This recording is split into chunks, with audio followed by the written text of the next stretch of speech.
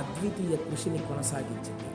దేశంలో అత్యుత్తమ సంక్షేమ పథకాల అమలుకు శ్రీకారం చుట్టింది తెలుగుదేశం.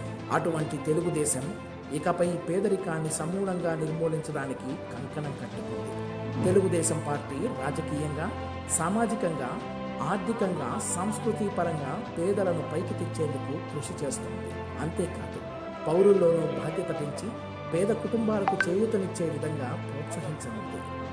వనరుల సమాన పంపకం, ఆరోగ్య సంరక్షణ, విద్య, పౌష్టికాహారం, సంపద సృష్టి అవకాశాలు తదితర కనీస అవసరాలను పౌరులందరికీ సమానంగా అందేలా చూస్తోంది తెలుగుదేశం.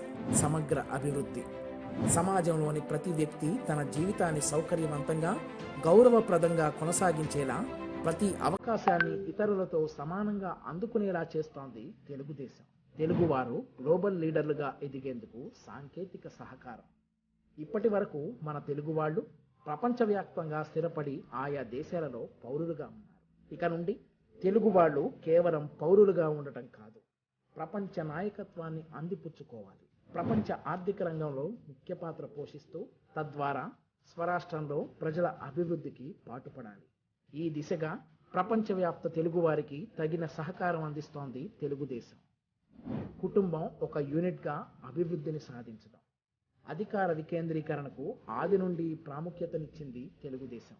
అలాగే పాలనలో ప్రజల భాగస్వామ్యాన్ని సమర్థవంతంగా తీసుకువచ్చింది తెలుగుదేశమే. వీటికి కొనసాగింపుగా ఇప్పుడు కుటుంబం ఒక యూనిట్ అన్న కాన్సెప్ట్ను తన భావజాలంలో చేర్చుతోంది తెలుగుదేశం. కుటుంబ స్థాయిలోనే అసమానతలు అన్నవి లేకుండా చేసేందుకు ప్రతి కుటుంబంపై పర్యవేక్షణ ఉంచుతుంది. కుటుంబంలోని ప్రతి వ్యక్తి అవసరాలు తీర్చగలిగితే అదే అభివృద్ధి. నారా చంద్రబాబు నాయుడు గారి నాయకత్వంలో అలనాటి జన్మభూమి కార్యక్రమ స్ఫూర్తితో మరోసారి ప్రపంచవ్యాప్త తెలుగు సమాజాన్ని ఉత్తేజపరిచి రాష్ట్రంలో ప్రతి కుటుంబానికి ఇల్లు, ఆరోగ్యం, విద్య, ఆహారం, సురక్షిత తాగునీరు, భూమి, ఉద్యోగం, ఉపాధి నైపుణ్యం అందించి ప్రతి ఒక్కరూ సమాజంలో సమానంగా గౌరవంతో బతికేలా కృషి చేస్తోంది తెలుగుదేశం. పేదరికం లేని సమాజమే చంద్రబాబు గారి కళ. ప్రపంచవ్యాప్తంగా తెలుగువారు ఉన్నత విద్యావంతులుగా, ఆర్థికంగా స్థితిమంతులుగా గుర్తించబడాలన్నదే చంద్రబాబు గారి ఆశయం. చివరగా కుటుంబం ఓ యూనిట్గా ప్రగతిని సాధించడానికి కృషి చేయాలని అంటారు చంద్రబాబు నాయుడు గారు. తన పుట్టినరోజు సందర్భంగా తెలుగుదేశం పార్టీకి సరికొత్త భావజాలాన్ని అందించిన చంద్రబాబు గారు తన జీవితం పేదరిక నిర్మూలనకు, సమాజ సాధనకు అంకితం చేశారు. థ్యాంక్ యూ సో మచ్ అండి. మీ అందరికీ తెలుసు, నేటి బాలలే రేపు భవిష్యత్తు అని నమ్మిన వ్యక్తిగా ఈ 4 సంవత్సరాల పాటు ఎన్నో అవమానాలు ఎదుర్కొన్నా కూడా ఎక్కడ కూడా చలించకుండా ఇంట్లో ఆడవాళ్ళని కూడా బయటికి తీసుకొచ్చి అసెంబ్లీ సాక్షిగా అవమానించిన రోజు కూడా బాధపడ్డారే తప్ప తన బాధ్యతను విస్మరించకుండా ఈరోజు మనందరి ముందుకు రావడం జరిగింది.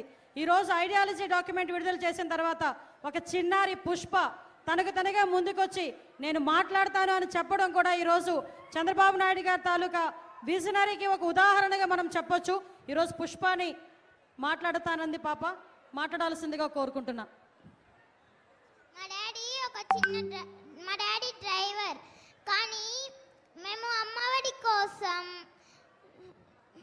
కార్ అమ్మేశాం. కానీ ఆ కార్ పెండింగ్ లో పడి అమ్మవారు రాలేదు. నేను సెల్లులో చూస్తుంటే ఒక చిన్న పాప చెప్తుందో, జగన్ మంచివాడు,